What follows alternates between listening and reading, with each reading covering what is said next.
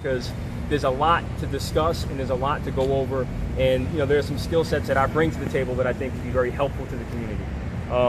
But specific to the issue on why I voted in 2012 and 13 to work with the administration is very simple. My expectation was that they were going to reform. My expectation in their public agreement at a press conference that was covered by the Mount Vernon Inquirer, News 12, Journal News, a variety of news publications, was that a deal was struck that the city was going to reform.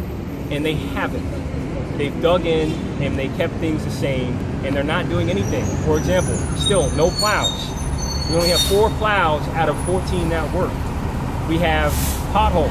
We have streets that haven't been paved since 1984. So when it comes to changing Mount Vernon or making it better, there's no commitment from the other end of City Hall. So as you can see in 2013 or this budget year, I didn't vote for it because they reneged on their agreement to work with the council to reform. This year, I'm at the same place. I've always been at 0. I've always been at 0, but my expectation was for the city to work with the council to get things turned around, and that has not happened. So I hope that answers any questions you may have in terms of what happened in the past and clears things up. I hope there's more aggression. I mean, obviously, a few of the council members do whatever the mayor wants. They may put up a little stink now and then, they'll say something, but then they go along with whatever the mayor wants. If he wants a big increase, they'll go ahead and vote for it. We know it's Edwards, Apuzzo, and Griffin. Pretty much to go with whatever he wants. Well, my hope is that's why I'm here today, calling on my colleagues to join the effort to get the information so we can have an honest dialogue before the end of the new year, before the end of this year, and so we can get to the facts, share it with the public, and make a decision on how we're going to set our priorities and resources and not do this double-digit tax hike that's really looming on the horizon. It shouldn't even be an upper single digit. It should be low.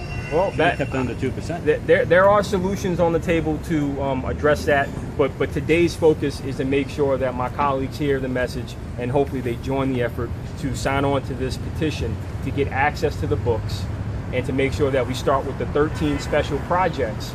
Keyword 13 special projects, each without a budget, each without a budget line, each without certified payroll, each with questionable permits, if any at all. And my colleagues on the council really need to take a hard look because employee safety may be at risk, the city may be at risk, the public may be at risk, and these are all things that my colleagues need to take a lot more seriously.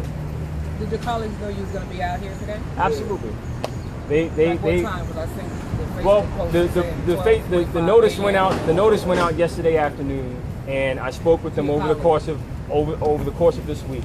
And I'll definitely reach out to them again and make sure that they hear me again because personal phone calls were made over the course of this week. So they can know that you're going to be out here this morning, and you asked them to join you? When the nature of this morning. They were definitely put on notice that we were going to that I was going to make this call. This is very short notice. A lot of people couldn't be here on short notice. Well, short notice is definitely short notice, and but the key thing is, look, it's Friday, it's early, and I wanted to make sure that this got out as soon as possible, and we didn't waste another minute waiting for information to come. And one of the key things is that's why I'm here. The key thing is, I'm standing here asking them to join me, and my hope is that next week's council meeting, you hear a resounding response from them saying they're going to sign on and they're going to support the effort to get the information. And it's been more than 30 months, and the letters show it, and the documents show it. And the documents show in the very last page that Mount Vernon budgeted $96 million, but spent $102 million, and that overage suggests a 12% tax hike at least going into next year. According to the mid-year report from the comptroller, the city's already $7 million of the budget in the expenditures. And that's part of the problem. We don't have a complete access to the system. We don't have a frequent and routine update when it comes to getting this information. And when it comes to having a dialogue even with the commissioners on it, they duck and dodge and they feel as if the information is private. So there's a lot of blame to go around, including on the council. But one of the key things is that's why I'm here today, calling on the council to assert its power so we can go ahead and get the information and have this very public dialogue. So what are you going to do if they don't join you? What are you prepared to do? I'm going to continue to raise the volume and call on the public to join. I think it's important that the public knows that that this is happening It's real, it's important, and we face another dire winter. It's supposed to be another polar vortex setting in, and the city is completely incapable of plowing snow. The city does not have a good grip on its sewer system when it comes to raining. It backs up and floods homes and businesses. And these are costs that homeowners have to bear.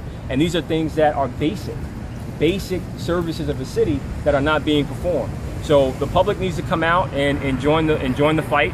And I look forward to them joining us starting at this next council meeting on Wednesday night.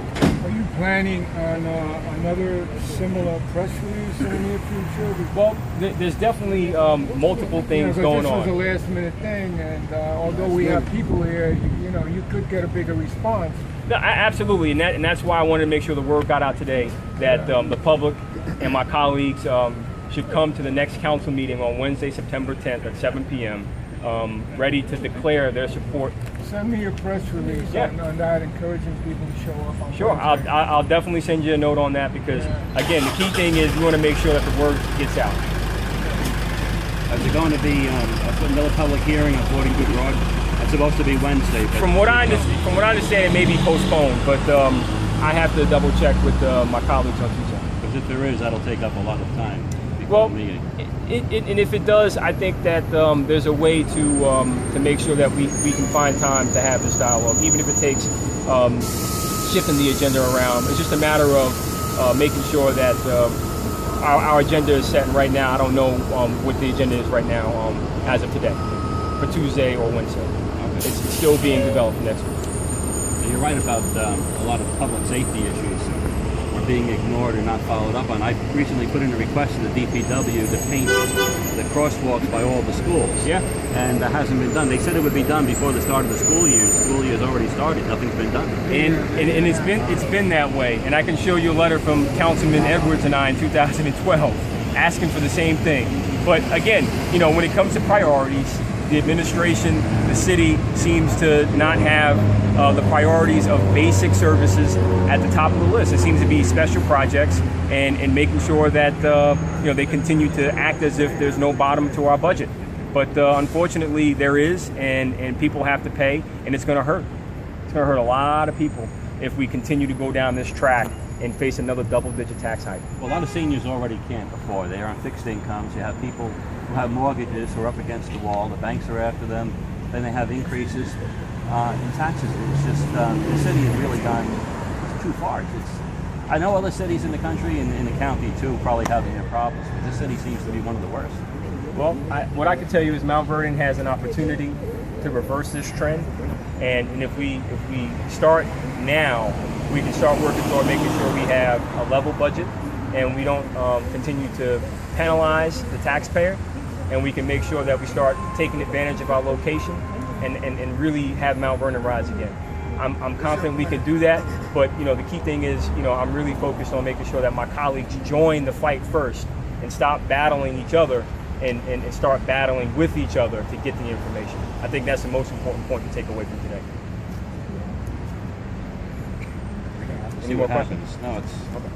I'm always coming to the city council meetings unless something more urgent comes up, but I will be there. Thank you. What's your name? Bill Capella. I see you, Bill Rich. Yeah, you've seen me before. Yeah, no, I have. Joe, thanks.